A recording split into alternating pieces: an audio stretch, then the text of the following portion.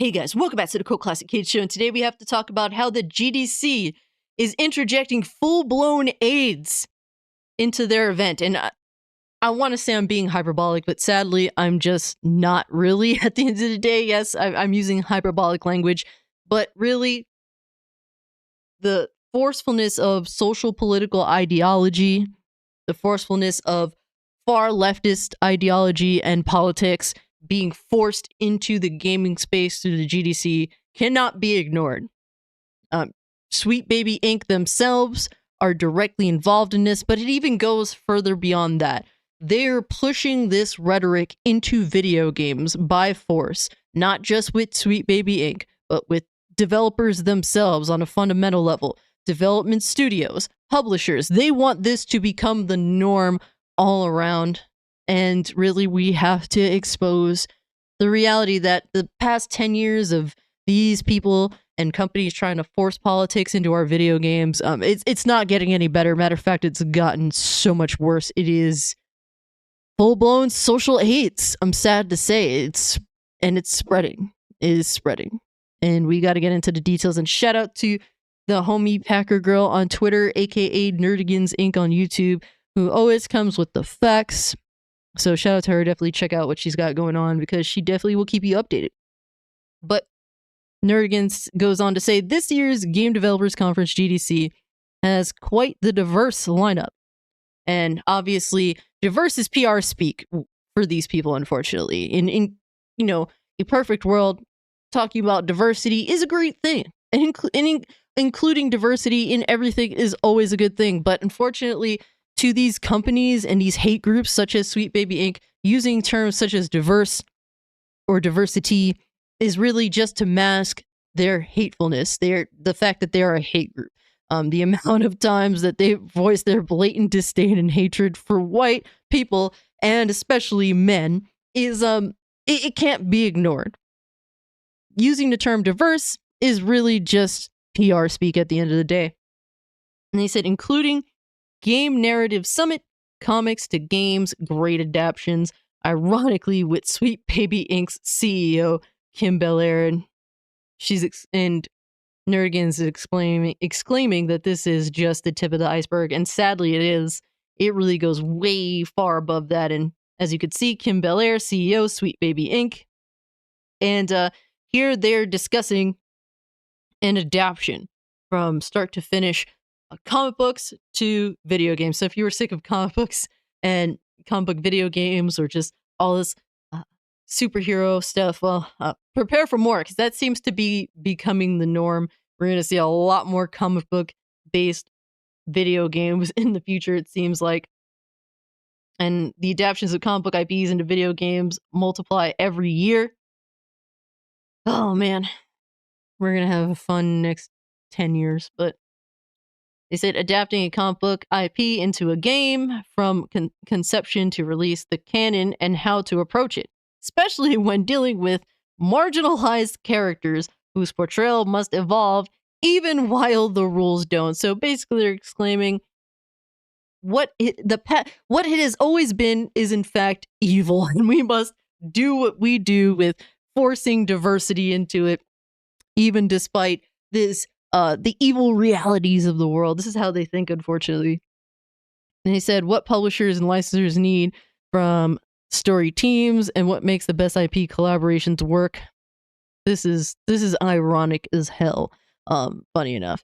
And they said, this talk provides a survey of adapting comics to video games. It will provide attendees with a better understanding of the process of adaptation, with tips and tricks on they can use to facilitate their work, and with new ideas, methods, and ways of thinking for inspiration and contemplation. Guys, this is so ironic. Do you know what Sweet Baby Inc. is responsible for? They're responsible for a game that very recently came out and a game that's already dead, being Suicide Squad Kill the Justice League. And while you'll see some asshole on Twitter, honestly, a lot of them defend this game, when you actually go look at the numbers, just jump on Steam and go look at the player count. it normally hovers between 300 and 700 players. There are more people that defend this game than actually play the fucking game. That's the joke of it all, really. But the game is dead because, honestly, on every fundamental level, it is trash. From the writing, to the characters, to the live service model, to the visuals. Oh my god, I can go on and on and on. The game is just disgusting, and honestly, it should have been a tax write-off. The fact that it is a Rocksteady game just goes to show that Rocksteady is no longer the developer that they built their bones on. Sad to say. But to continue on, guys, because it gets somehow even more insane, really, when you do break this down. We got Make That 2 panels featuring Sweet Baby Inc. CEO Kim Belair, because for some reason they feel as though she deserves to be there, with comic book adaptions, the one that they were involved in being absolute horseshit. They said the Black designer's dilemma, because, well, you have to put every minority into the mindset of their victim, sadly. Can't be a victor, but a victim. And here we have Kim Belair. And here's where it is. The topic is advocacy, because we totally want that shit in our video games, apparently. At least that's what they think. And they go, prepare to immerse yourself in an insightful panel presentation that transcends the traditional format, building on the positive response from last year. Oh, so yeah, this started last year. Why am I not surprised? Our session introduces sign challenges and tackles company culture issues affecting Black designers, because you must be a victim, sadly, and they force you into that, which is a shame, man. Really, at the end of the day, it is a shame. Join the industry experts and professionals in collaborative problem solving and gain actionable insights for reshaping company cultures to empower Black designers. And you know, this is all well and good to try and treat people on a equal playing ground, but unfortunately, this is not how they conduct themselves. They conduct themselves in a sense of, well, a Black person is a victim at all times, and they want you to use victimhood in order to beat down on other people that they happen to find as bad. And they said a takeaway: participants will exit this session with the comprehensive understanding of strategies for empowering designers. Strategies meaning fighting back through victimhood to empower said designers within studio environments to create communities, that empower diverse perspectives. Attendees will learn how to engage in interactive design challenges, collaborate with industry leaders, and develop actionable plans for driving positive change. And the thing is, they're sadly not positive in practice. I mean, these people have been exposed over and over on how they are hateful, sad to say. This panel fosters innovation in a way that elevates your approach to company culture. Intended audience: this panel welcomes professionals from all sectors of the gaming industry, including designers, studio executives, HR managers, and team members. No specific industry experience is necessary, making the session accessible to those who seek to foster inclusivity within company cultures. And like I said, guys, this is all PR speak for hate groups, man. Sad to say. And then to go on to say, speaking of icebergs, GDC will have a hippie workshop. And you know what? Oh man, gotta love it. Climate crisis workshop. Use your game developer superpowers to fight the climate crisis. Guys, if you're one of those gotta fight this climate crisis and you're a game developer, essentially what you would have to do in order to try and, get to your goal, which, is unrealistic in the grand scheme of things, you would essentially have to give up your entire career. You're going to tell me that someone who sits on a computer 40 plus hours a week is fighting a climate crisis? Come on, bro. Like, this is such a joke. But man, we're here. They're forcing this political narrative nonsense into gaming on a fundamental level. They want all of them to come and experience this absolute bullshit. But we go on, and wow, I'm actually shocked that Sweet Baby Inc. CEO isn't present here, but once again, topic advocacy. Gotta love it, man. Gotta fucking love it. And full day interactive workshops for the third time, streamlined to improve tech teams and individuals how to integrate climate change and climate resilience messaging into their games. So they're forcing this climate change rhetoric into the games, not just talking about how you can do better, I guess, or, you know, go pick up your trash, or maybe use your computer less, or maybe get the hell out of the gaming industry if this is the nonsense that you're all about. No, they want to force climate change rhetoric into games. So expect more video games that will have, you know, that will have this climate change narrative in the main story. Already starting to see some of that stuff, even in other entertainment mediums, like, for example, the new Aquaman movie that recently came out that nobody saw. Yeah, that apparently forced some climate crisis, political nonsense into it. And here we have now them trying to teach video game creators on how to integrate this as a main focal point of the story. Gotta love it, man. Got to love it. This is a joke. This is an absolute joke. The GDC is completely compromised as far as I can tell. An educators summit prototyping Afrofuturism, abolitionism, and climate justice through games education. They want to re-educate you. They want to normalize all this rhetoric in the games to educate you. And guess what, man? Your kids are going to be taught politics in their games. And that's already been a thing, but clearly they're making little armies to force this even more. They're teaching these creators on a fundamental level how to force this stuff into their games. It's disgusting. Topic, educators. Well, at least it wasn't advocacy, even though that's still what it is at the end of the day. How can educators support students in learning anti-racist game design skills through prototyping unpoliced Afrofuturistic worlds? This talk provides answers to this question, sharing principles for learning experience designs generated through an education psychological research study. Yo, if this doesn't sound like blatant re-education, I don't know what does, man. You know, I'm laughing, but really it is sad when you do break this down. And Afrofuturist and abolitionist themed critical game jam through a series of design activities.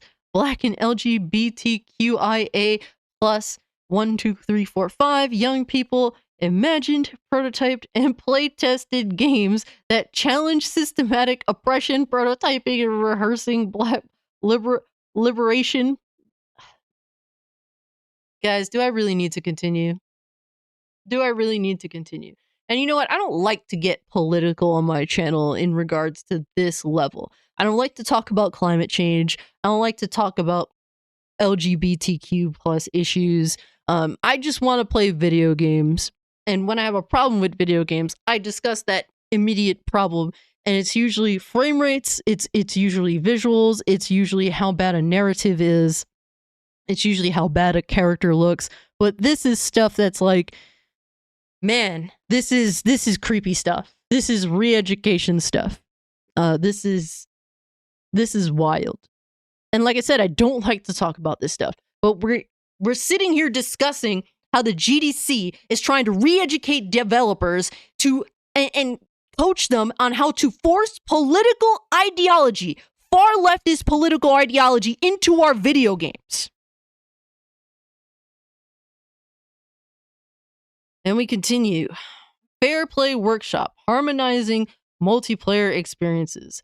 Sounds innocent enough, but then the advocacy format panelists and description tell a different story. And here we got Riot Games. I'm trying to see if I recognize anyone else here. Blizzard Entertainment, okay. So, topic once again in multiplayer video games, advocacy. Once again. Then we got this workshop will go through some best practices for risk assessment to determine where you can anticipate player behavior problems in a video game. You mean like the stuff that we've always had in video games, like old school COD lobbies and stuff? This is my biggest problem in gaming right now. Can't talk shit. Can't just talk shit and have fun. Identifying what good looks like for your game and using behavioral subgroups to create a framework for how to think about the player dynamics within a game. We will then spend time working on practical features or intervention to help enhance your desired dynamic to reduce the problematic ones. Basically, how to get rid of old school gaming culture of smack talk. They want to get rid of that altogether. This is why I say, like, there's so many guys. There's so many fake people in the gaming space. People that don't embrace gaming for what it is. People that have hated it, interjected themselves into it because it's profitable or they can get a following off of it, but then force change into something that they hate. So they're involved in something that they hate and they're outsiders, but they want to be involved and change it. This is my problem with the gaming space, guys. And it is rampant. There's a bunch of fake people out here that don't even like video games, but want to be here because it gets them attention, it gets them money. And we'll also look into how you can set and measure outcomes to assess how your game and its community is going from a player dynamics lens. Takeaway: attendees will leave knowing how to assess risk for disruptive behavior, identify healthy behavior for your game, and measure ROI, as well as have a tool of thinking about player dynamics through your game's lens and political interventions to try out at their own studios. Yes, make it all political. Intended audience: game developers, designers, trust and safety professionals, and anyone interested in increasing pro-social behavior, mitigating disruptive behavior in your game. Guess what? This promotes antisocial behavior. Okay, because for me personally, look, man, my go-to hub, my social hub used to be my PlayStation 4 back last generation. Me and the homies would pull up to the PlayStation chat almost every day and shoot the shit together. That was our fun all the time. For years, I've had some of the same buddies for years, and guess what made us say, well, we must abandon this for the safety of our entire PlayStation accounts that we've spent thousands of dollars on. We must leave for the safety of not losing this because, well, these companies want to get rid of you if you talk smack. So we went to Discord, where at the end of the day, it is the last bastion. It is the last bastion. I guess if that doesn't work out, if Discord cracks down on smack talk, well, I guess then we'll have to go to Gilded or something. Not that I really want to, but that's the reality of the situation. They create antisocial behavior by basically reprimanding people that just want to have fun, just include the smack talk in gaming, because that's what gaming is all about. Gaming is a juvenile hobby at heart, and you can't change it. People will find ways to talk smack. They'll just do it in ways that abandons your game. And guess what? To me, that takes a huge chunk of the fun factor out of the game entirely. But man. Intended audiences: game developers, designers, safety and trust professionals, anyone interested in increasing. Yeah, so there's that too. Then we got Community Management Summit: how to grow your game by fostering inclusivity and diversity in your game communities. Brought to you by Capcom and 2K. If you think that Capcom wasn't involved in this woke bullshit, you guys clearly didn't see how they had a drag queen streaming one of their games that came out last year. Yes, Capcom is all into that nonsense. And yeah, we got Senior Brand Marketing Manager from Capcom, Senior Manager, Social Media and Community Capcom, and we got individual from 2K as well. And topic: business and marketing. in a game ecosystem and increasingly embraces diversity. Once again, the PR speak. The importance of fostering inclusive and respectful communities has never been greater as toxicity levels hit new sites. It's critical for industry stakeholders to understand that this is just a social concern, but not just a social concern, but a financial one as well. This panel will delve into the consequences of toxicity and value to positive game culture. Game culture is what it is. Part of it is a little bit of toxic behavior, baby. We got our friends, and then we got the people we talk smack to. And sometimes the people we talk smack to are our friends as well, and they want to destroy an entire part that makes me interested in games. I used to jump on Call of Duty because there would be just a whole row of mics on talking smack. That was the entertainment of it all, and they just want to eliminate that factor of the entertainment of gaming. And honestly, I feel as though they've already been successful. I don't dare talk in any of these lobbies where I have an account that I risk losing everything. I don't talk smack in these lobbies of these video games in which they can just boot me off after I have spent my money. And at the end of the day, it just makes the game less interesting for the long term, which really just, in my opinion, hurts them. But takeaways: attendees gain insight into the benefits in combating toxicity in gaming communities. It's never going to stop. It's like everything else that all this far leftist rhetoric brings up, things that cannot be stopped. You can't control people. You think that you can, and to some extent you have to control some people, meaning people that actually are a dangerment to violence and really just insane, the insanies, the loonies. You have to control those because obviously they go way too far with it, but you can't control the general average person. And the fact that you think that you can, you're just making them hate you. And learn that fostering inclusivity can lead to a 54% surge in revenue and increase creator engagement. Basically, they just want to chase you off of their game. That's the only way.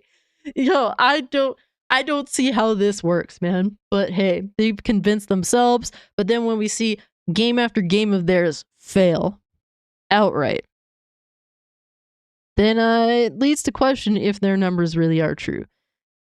Attendees will acquire actionable strategies to equivocally grow their communities and player base. The session is designed for professionals who intersect gaming and community, be they developers, marketers, blah, blah, blah. Oh my God, do we have more? Look at this, guys. Guys, this is insane. Future Reality Summit. Identify and involvement. What players really want from AR games. Game Narrative Summit. Creating diverse characters. Writing what you know and don't. Wait, aren't they supposed to get people that know? What the heck? I'm interested in this one. Hold up, who's involved here? Yeah, Respawn. Oh my God, Respawn Entertainment, bro. They're on it too. This lecture looks at character story representation at a spectrum with two ends. Yeah, this whole speech makes the sickness want to come out of two ends, either the mouth or the ass. Holy shit. Writing a storyline that directly addresses an aspect of a character's identity and having a character who merely is an identity, and how to navigate writing for both as well as the world they inhabit. Examples provided in terms of fun. So yes, they gotta constantly push the narrative, man. Just can't have good character. It has to be the whole rhetoric through their lens. And it doesn't stop, guys. It sadly doesn't stop. Fair Play Summit. Non-binary by design. Make all your characters be anything. Let them be a helicopter. If it's a biological male, let it feel like a female too. The other way around, all that nonsense. Hosted by Sprocket Games. More advocacy. Persistent gender roles within the gaming industry inform a great deal of the content that the gamers and devs observe, interact with, consume, and ultimately make. And we got the they, them pronouns. Oh my god, yo, this shit makes me want to vomit in my own pants. Well, they will talk about they, them, it, whatever, will talk about the challenges associated with creating content that is made behind for gender non-conforming folks. So we must make sure that these games adhere to the 0.110001 whatever percent. That's what they have to make games for. The 0.111%. We have to make sure that it conforms to that. These people are deranged as hell, man. They're so politically oriented. With a combined background in game design, narrative design, and writing, as well as both being leaders within the fields, they speak to how they're working every day within their respective creative disciplines, as well as how they work and they're doing their company on their blah, blah, blah. Bro. This is why their characters feel like shit. They feel like nothing burgers. They don't feel real. They feel milquetoast as hell because they have to conform to weirdos like this. Sad to say, right? Takeaway. The its use their experience to contextualize being a non-binary and the culture impact it has on the gaming industry. I don't give a fuck. Make good video games, bitch. That's what it matters. I don't care about your non-binariness. I don't care about what's between your legs. I don't care about who you say you are. Matter of fact, I don't want to know who you are. I just want you to make good video games that adhere to the mass majority of us. Oh, man. Then we got prismatic people, queer narratives beyond romance, because we gotta have this shit in here too. Advocacy, of course. The game industry has been quite an increase in its sincere queer representation. Oh, it's sincere, right? I'm sure. In the last few years, where it's once used to be absent. And that's not true at all. I mean, my live stream was just talking about games that include basically people who are not straight. It's been a thing. Mind you, it's been light. But it has been a thing even as far back as the PS1, guys. Come on. They don't know their own history. They want to act like they're the first to do everything. Okay, buddy, whatever you say. Look up Fear Effect, you dickheads. But yes, the whole LGBT, blah, blah, blah. Closing the gender gap in the game audio design. Black Developers Matter Roundtable. Yes, we must talk about how you guys are victims, but how you matter. Oh, man. Shout out to Nerdigans. Definitely a dope creator. So yeah, definitely support her. I went on a bit of a tangent, guys, but it just doesn't end. You guys can look up the thread yourself. I'll post Nerdigans Twitter in the description if you want to go look that up and look into the research that she's done. Like I said, she is legit, man. No Nerdigans for a minute, and she does good work. So definitely support my girl. But yeah, guys, let me know what you think about this. For me, I would like ideally to foster a community that definitely does include everyone.